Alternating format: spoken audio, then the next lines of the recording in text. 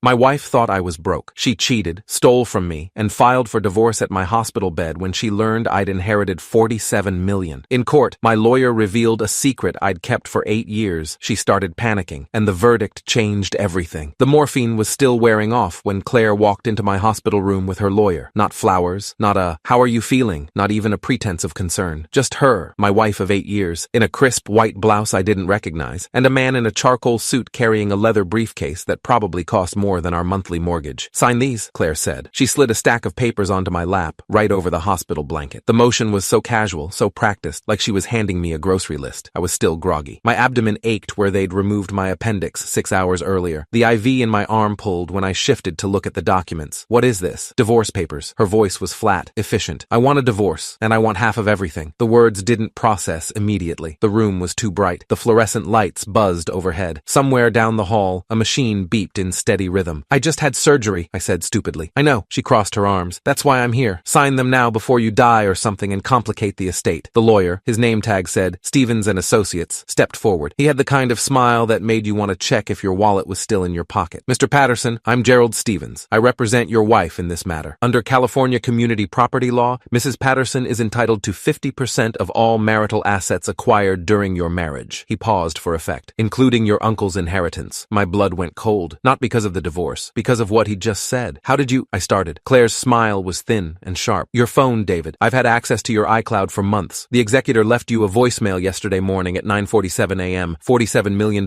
from Uncle Richard's estate." She leaned closer. "And I'm entitled to half, $23.5 million. I stared at her, really looked at her for the first time in months, maybe years. Her makeup was flawless. Her hair, highlighted, blown out, probably cost $300 at that salon she'd started going to in February. The Cartier watch on her wrist that she'd claimed was a gift from her mom. "Sign the papers, David," she said, "or I'll make this uglier than it needs to be." I didn't sign. My hand stayed on the blanket, the pen untouched beside the papers. "Fine." She snatched the documents back. "Then I'll see you in court. And trust me, my lawyer's better than anyone you can afford." Stevens gave me a condescending nod. "We'll be in touch, Mr. Patterson." They left. The door clicked shut, and I lay there in that hospital bed, staring at the ceiling tiles while the morphine drip fed into my vein and my appendix scar throbbed under the bandages. Claire never asked how the surgery went. She never asked if I was in pain. She never asked anything except where to sign to take half of everything I had. What Claire didn't know, what her expensive lawyer didn't know, was that I'd been expecting this. Not the exact timing, not the hospital bed ambush, but the divorce itself. I'd been waiting for it since March. 3 months earlier, I'd hired a private investigator named Marcus Reeves. Marcus was 56, a former police detective turned PI, with 23 years on the force before he went private. He worked out of a small office in Glendale, and he'd been recommended by my college roommate Jake after Jake's own divorce. "She's cheating," Jake had told me over beers at our usual spot, McGinty's Pub. "I can see it, man. The late nights, the new clothes, the way she lights up when her phone buzzes. Get proof before you confront her." I'd hired Marcus the next day. "Tell me what you've noticed," Marcus had said, pulling out a yellow legal pad. I told him everything. Claire had started staying late at work 3 nights a week in January, always Tuesdays, Thursdays, and Fridays. She'd say she was catching up on projects or meeting with clients, but when I'd swing by her office once to surprise her with dinner, the parking lot was empty. Her assistant told me Claire had left at 5:30. She'd started going to the gym in the mornings, 6 a.m.s before work, something she'd never done in the 7 years I'd known her. She'd come home showered and glowing, but her gym bag never smelled like sweat. It smelled like hotel soap. Her phone was always face down now, always on silent, and when it buzzed, she'd grab it fast and walk to another room. "How long has this been going on?" Marcus asked. "Since December, maybe November. I'm not sure." "And your financial situation? Any unusual spending?" "Yeah, actually. Our joint account. She's been pulling cash. 200 here, 500 there." I thought maybe she was buying gifts or something, but I trailed off. Marcus nodded slowly. "How much total?" "I haven't added it up. Maybe a few thousand." "Add it up," he said. "Bring me bank statements going back 2 years. Credit cards too. And give me her work schedule, her boss's name, and any friends she's mentioned recently." I brought him everything the next day. It took Marcus 3 weeks to build the case. 3 weeks of surveillance, records requests, and what he called basic footwork. He called me on a Wednesday in late March. "Can you meet me at my office? I've got something you need to see." The manila envelope was thick. Inside, photographs, bank statements, phone records, and a USB drive. "Your wife is having an affair with her boss," Marcus said without preamble. "Ryan Kellerman, age 41, VP of Sales at Maverick Solutions. Married, 2 kids." He spread the photos across his desk. Claire and Ryan walking into the Sheraton on 5th Street. Timestamps, 12:47 p.m., February 14th. Claire and Ryan in his car, parked at a scenic overlook. Her hand hand on his face. Timestamp, 7:23 p.m., March 3rd. Claire and Ryan leaving a restaurant in Santa Monica, his arm around her waist. Timestamp, 9:11 p.m., March 10th. It's been going on since October, Marcus continued. 7 months. They meet during lunch hours after work and occasionally on weekends when you're out of town. My hands felt numb. There's more, Marcus said quietly. Your joint account. She's been systematically withdrawing cash and transferring money to a secondary account. An account she opened last April in both her name and Kellerman's. He showed me the statements. April, $2,000 transferred. May, $800. June, $3,200. Every month for almost a year. Total, $43,600. This account, Marcus tapped the paper, is a shared savings account. They're building a nest egg. For what? I pulled some emails from her work account, don't ask how, and found these. He opened his laptop and turned it toward me. Email from Claire to Ryan, dated February 2nd. We can't keep doing this. I want to be with you full time. Let's make a plan. Ryan's response. I know. Just a few more months. We need at least 50 grand saved before we can leave. My lawyer says the divorce will take 6 months minimum. Be patient. Another email. March 18th. Claire. Took another 2K today. He didn't notice. We're getting close. Ryan. Good girl. Keep going. We're almost there. I read them twice. Then I closed the laptop. What do you want to do? Marcus asked. I don't know yet. Most people confront immediately. But if you want my advice, document everything. Don't tip your hand. And get a lawyer before she does. I took the envelope home. I didn't confront Claire. I watched her instead. Watched her kiss me goodbye in the morning. Her smile bright and warm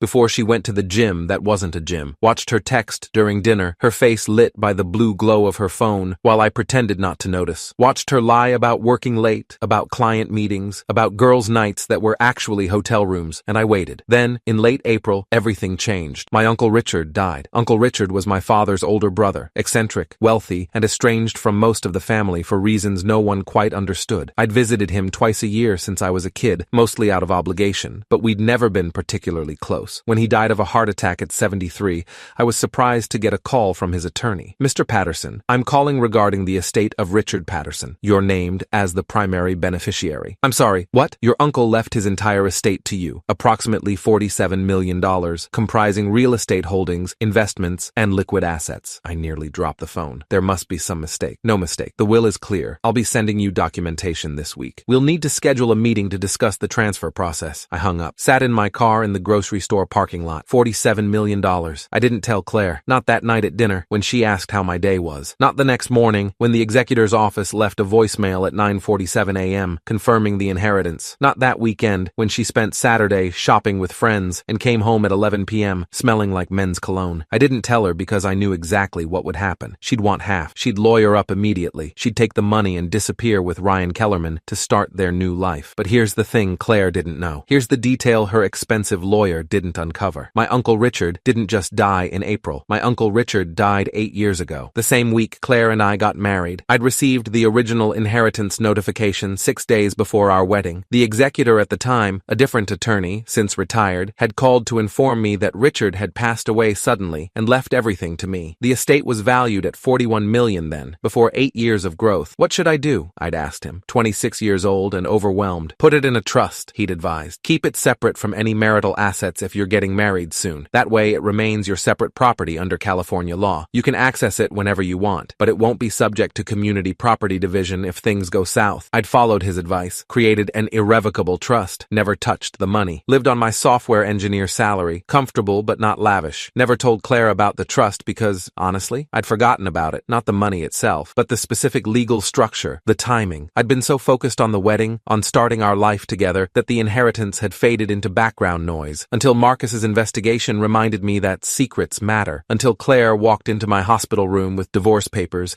and a demand for $23.5 million. That's when I remembered, and that's when I made a decision. I wasn't going to tell her. I was going to let her think she had a case. Let her hire Gerald Stevens. Let her pay his retainer, probably $15,000, maybe $20. Let her get confident. Let her make plans with Ryan about their new life, funded by my stupid ex-husband's inheritance. And then I was going to destroy her in court. I hired my own lawyer 2 days after I was discharged from the hospital. Her name was Patricia Moreno, and she was a partner at Moreno & Liu, one of the top family law firms in Los Angeles. She'd handled Jake's divorce, and he'd described her as ruthless in the best possible way. Walk me through everything, Patricia said when we met in her downtown office. I told her about the affair, about the embezzlement, about the inheritance. And you received this inheritance when exactly? 8 years ago, May 17th, 2017, 6 days before our wedding. Patricia's eyes sharpened. And it's in a trust? Yes, an irrevocable trust established May 20th, 2017. 2017. It's never been touched. Never commingled with marital assets. She leaned back in her chair. Mr. Patterson, under California Family Code, Section 770, any property acquired before marriage is separate property. It doesn't matter if you got married 6 days later or 6 years later. That inheritance is yours alone. What about the growth? It's worth more now. Still separate property, as long as the marital estate didn't contribute to the growth, which it didn't, since the money stayed in the trust and you used your own income for living expenses. So she gets nothing. From the inheritance? Nothing. Patricia smiled. But we can do better than that. Tell me about the embezzlement. I showed her Marcus's evidence, the bank statements, the emails, the secret account. Patricia studied them carefully. This is fraud, criminal fraud, potentially. She's been systematically stealing from a joint account and transferring it to a secret account shared with her affair partner. What can we do? We can request full restitution. We can petition for her to receive nothing in the divorce due to financial misconduct. And if you want to push it, we can refer this to the district attorney for criminal charges. I want to push it, I said. The divorce proceedings took 3 months to get to trial. 3 months of Claire living in our house. I'd moved into a temporary apartment, spending my money, sleeping in our bed, probably talking to Ryan every night about their future together. She hired Gerald Stevens with a $20,000 retainer that she paid from our joint account. I didn't stop her. I wanted her to spend as much as possible before reality hit. She started shopping more, designer bags, expensive dinners with friends. She bought a new car, a BMW 3 Series, $52,000, financed but with a down payment from our joint savings. She was spending like someone who knew she was about to be rich, like someone who'd already calculated her half of $47 million and decided $23.5 million was enough to live like a queen. My lawyer sent discovery requests. Claire's lawyer sent discovery requests. We exchanged financial documents, depositions, interrogatories, and through it all, I never corrected her assumption. I never said, actually, the inheritance isn't marital property. I let her believe. The trial was set for August 15th. Claire showed up looking like she'd just stepped out of a Vogue photo shoot. Designer dress, probably Prada, that I'd never seen before. Heels that added 3 inches. Jewelry that caught the light every time she moved. Her hair was different, freshened, expensively styled. She looked confident. She looked like a woman who'd already won. Ryan Kellerman sat in the back row of the courtroom. Moral support, I assumed. He wore a suit that probably cost $2,000 and a watch that cost more than my car. They didn't sit together, but I saw them exchange a glance when Claire walked in. Patricia sat beside me at our table, her notes organized,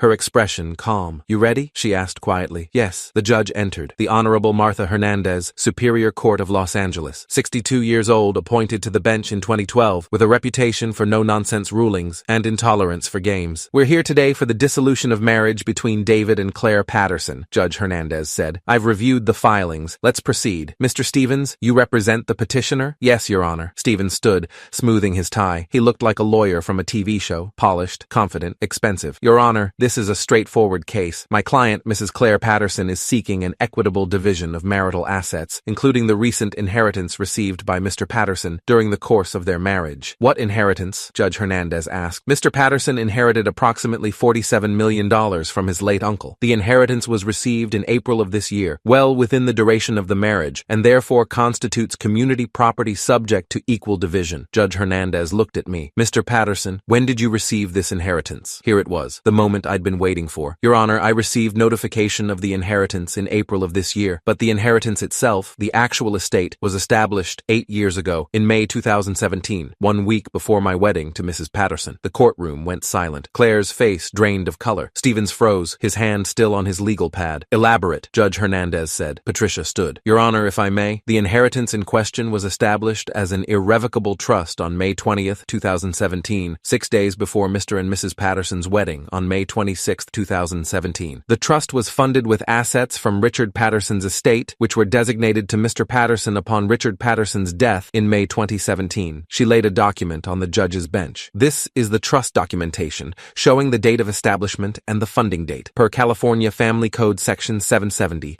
any property acquired by a spouse before marriage is their separate property. Stevens grabbed Claire's arm. He was whispering urgently, but I could see the panic in his eyes. Your Honor, he stammered, standing. My client wasn't aware of the exact timing. The timing is dispositive, Patricia cut in smoothly. The inheritance is Mr. Patterson's separate property. It was acquired before the marriage. It has never been commingled with marital assets. Mrs. Patterson has no claim to any portion of it. Judge Hernandez studied the document. Mr. Stevens, did you conduct discovery on the date of the inheritance? We relied on the executor's notification date, Your Honor, April 2025. That was a notification of updated valuation, Patricia said, not the date of acquisition. position. The estate has been growing for 8 years in a separate trust. At no point did marital funds contribute to this asset. Claire started crying. Not the delicate tears of a sympathetic figure, but the ugly, gasping sobs of someone whose plans were disintegrating in real time. "This isn't fair," she said, her voice breaking. "He lied to me. He had millions and he lived like we were poor. He never told me." "Mrs. Patterson," Judge Hernandez said sharply. "Composure." "Your Honor," Patricia continued, and now her voice had an edge. "We're not finished. We'd like to address Mrs. Patterson's embezzlement of $43,600 from the marital account." Stevens went pale. "Your Honor, let her speak," Judge Hernandez said. Patricia pulled out a thick folder. "Over the past 14 months, Mrs. Patterson systematically withdrew cash and transferred funds from the marital joint account to a secret savings account. This account was opened in April 2024 and is held jointly with one Ryan Kellerman, Mrs. Patterson's supervisor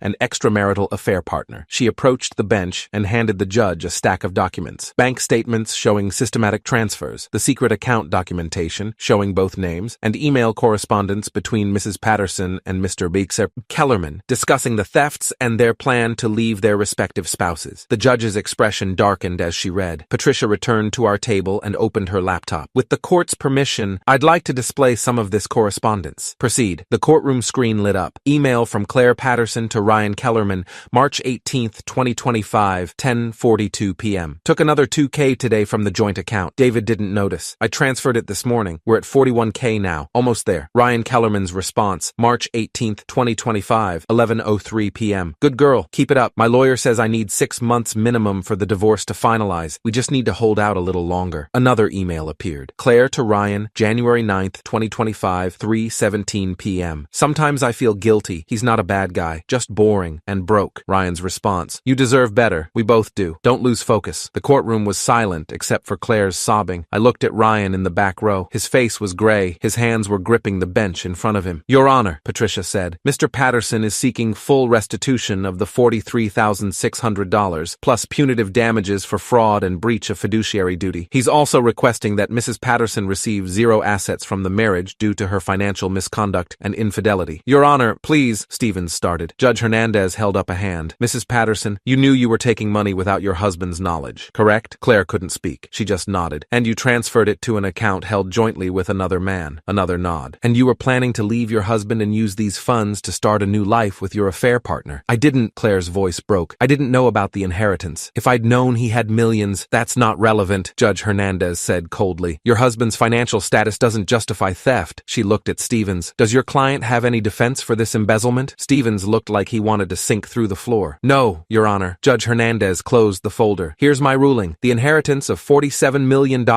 is Mr. Patterson's separate property under Family Code Section 770. Mrs. Patterson has no claim to it. The marital home will be sold and proceeds divided equally. Remaining marital assets will be split 50-50, minus the $43,600 Mrs. Patterson embezzled, which she will repay to Mr. Patterson in full within 90 days. Claire's sobbing intensified. "Additionally," the judge continued, "I'm ordering Mrs. Patterson to pay Mr. Patterson's legal fees." She glanced at a document, which currently total $18,000. "And I'm referring this matter to the district attorney's office for potential criminal prosecution for embezzlement and fraud." Stevens slumped in his chair. "Mrs. Patterson, you took money that wasn't yours, funneled it to an account with your affair partner, and filed for divorce to claim half of an inheritance you had no legal right to. That's not just misconduct. That's potentially criminal behavior." She looked at me then, really looked at me, and I saw it all in her face. The shock, the disbelief, the dawning horror of what she'd done. Court is adjourned. Claire tried calling me that night. I was back in my apartment, soon to be my permanent residence, since I'd bought it outright the week before, when my phone lit up. Claire cell. I let it ring. She called again and again. On the 4th call, I answered. "David, please." Her voice was wrecked, hoarse from crying. "Please, I'm sorry. I didn't know about the timing. I didn't know the money was from before we were married. We can work this out. We can start over. No, please. I made a mistake. I was confused. Ryan, he manipulated me. He told me, you stole $43,000. You had an affair for 7 months. You came to my hospital bed with divorce papers. I was scared. I thought you were hiding money from me. I wasn't hiding anything. You never asked." Silence. "David, I'm begging you. Don't let them prosecute me. I'll pay everything back. I'll sign whatever you want. Just please." "Did you beg when you were in hotel rooms with Ryan? Did you plead when you were spending my money on designer clothes and a new car? That's not fair." "You're right. It's not fair, but it's what happened." I hung up, blocked her number. The aftermath unfolded like dominoes. Ryan Kellerman's wife, Amanda, filed for divorce 2 weeks after the trial. Someone had sent her the courtroom emails. I didn't ask coup, but I suspected Patricia had a hand in it. Amanda took the kids, took the house, and took Ryan's reputation. His company, Maverick Solutions, quietly asked him to resign after the emails went semi-public within the industry. Turns out having an affair with a subordinate and conspiring to embezzle from her husband was bad for corporate optics. Claire moved in with her parents in Riverside. She got a job at Macy's, working retail, trying to scrape together enough money to pay me back the $43,600 and cover Stevens's legal bills, which totaled another $32,000 by the time everything was finalized. The DA's office opened an investigation but ultimately declined to prosecute. Insufficient evidence of criminal intent, they said, though the investigator told Patricia privately that it was more about limited resources than lack of guilt. I didn't push it. Claire was ruined enough. Ryan stopped returning Claire's calls about a month after the trial. I heard through Jake, who heard from someone else, that Ryan told Claire he couldn't be with someone so reckless. Ironic. 6 months later, I was sitting in my new house, a 4-bedroom in Santa Monica with an ocean view paid for in cash, when I got a LinkedIn message from Ryan Kellerman. I hope you're happy. You destroyed 2 lives over money you never even earned. Claire loved you and you threw her away like garbage. I hope the money keeps you warm at night because you'll die alone. I stared at the message for a long time. Then I typed a response. I didn't destroy your lives. You did that yourselves. I just made sure you couldn't profit from it. And for the record, I never threw Claire away. She threw me away the moment she decided $47 million was worth more than 8 years of marriage. You and she deserve each other. Unfortunately for both of you, neither of you can afford the lifestyle you planned. I hit send, blocked him, and that was that.